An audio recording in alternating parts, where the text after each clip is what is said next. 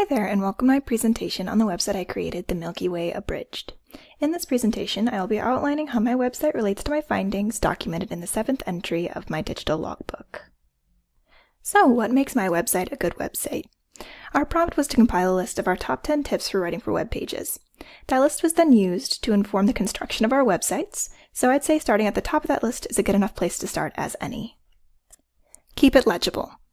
I knew that if I was writing to the wide audience of the World Wide Web, I needed to keep things conversational yet professional.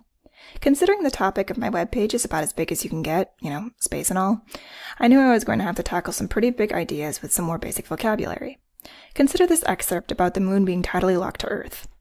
While I could have stated that tidal locks occur when a satellite's orbital period matches its rotational period, therefore rendering zero net transfer of angular momentum between the two co-orbiting bodies, I opted for this explanation instead. It's all the readers really needed to know in the given context and provides enough information to reference for later use. Knowing your audience is arguably the most important tip on my list. My web page, for example, was written for student use, and therefore I provided information that would be beneficial for them. When students load up my web page, they are immediately greeted with a clearly stated purpose. This web page can be used as a tool to study for Professor Reese's midterm on the solar system. This reference to my audience informs my tone, diction, and structure throughout the rest of the web page. Grounding your writing in the real world helps to create meaningful connections between concepts and application. Take, for example, this quote by Neil deGrasse Tyson that states that the term double tidal lock sounds like a yet-to-be-invented wrestling move. By providing students with a more familiar connotation to an unfamiliar concept, a link is formed between two ideas and it becomes much easier to recall the unfamiliar concept later, such as on a test. While avoiding plagiarism might seem like a no-brainer at this point in our academic careers, many people don't realize that this rule also applies to the chaotic realm of the World Wide Web. It's always important to cite sources both in text and in a separate works cited section in order to provide proper credit to any authors you may have garnered information from. It's also beneficial not only to you as the author, but to your readers to provide links to those sources as supplemental resources for study, as pictured on the top right. Using images that are fair use is a simple way to ensure that you're not stealing credit from somebody else's work. Most images from government websites, such as NASA, are public domain, meaning anyone can use them because nobody owns them. All of the images of the planets from my webpage were sourced from NASA's website, since I knew that these were free to use and also the most accurate images I could provide to my students. All of the other images that had some form of copyright attached to them were included in an image citation section at the bottom of the page. Avoiding repetition is another great tip to keep in mind as you write content for the internet. Viewers have the ability to refer back to previous concepts, statements, and ideas presented within the body of your work, and therefore you do not have to repeat yourself to reinforce key themes as you would in a lecture or presentation. Providing your reader with new information keeps your writing fresh and engaging. Switching it up a bit with fun graphics, charts, and illustrations, such as this T-chart from my webpage pictured on the top right, also provides the viewer with an easy-to-refer-back-to tool. Organization is essential when designing a web page. Using basic organizational tools such as bullet points, italics, page breaks, and utilizing white space is a great way to separate information and highlight key terms and concepts. Take, for example, the way I have set up the introduction of my web page.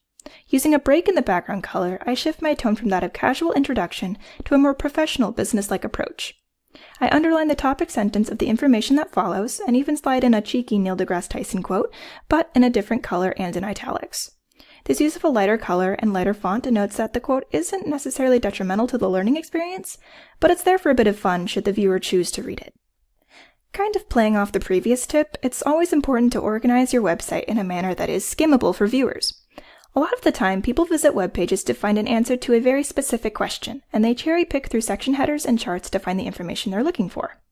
That's why I added in plenty of obvious section headers, as well as referencing which chapter, Professor Reese's textbook, those section headers applied to. I also provided easy-to-read charts on each planet that make it super quick and simple to find that little piece of tidbit information without having to skim through an entire paragraph of text. Not every student is an A student, so being conscientious of those who may not know every vocabulary word is a great way to appeal to your larger audience. That's why defining any difficult vocabulary and using layman's terms where applicable is beneficial for a web page like mine. As an example, in this excerpt about the Kuiper Belt, I use quite a few terms that aren't present in the common English lexicon, such as ecliptic, carbonaceous, and short-term in reference to comets. For every word, I am careful to use it contextually and define it within the sentence so I can be confident that my reader understands the concepts I'm presenting to them. Lastly, but not leastly, we have the importance of maintaining tone. I've come to understand that for comparatively informal writing such as this, it's wise to balance one's professionalism with one's personalism. This coupling gives you, the author, a positive sense of ethos in the eyes of your reader. It says that not only are you knowledgeable and trustworthy, but also that you want your reader to get a good grade. This is why I believe humor can sometimes be the best teacher. I made sure to throw in just a couple of jokes and funny quotes here and there to keep my audience on their toes and itching to read more. And that concludes my top 10 list of writing for web pages and my presentation. Thank you so much for listening. This assignment has been a joy to work on, and I look forward to hearing back from you, Professor Justice, and my peers. Ciao!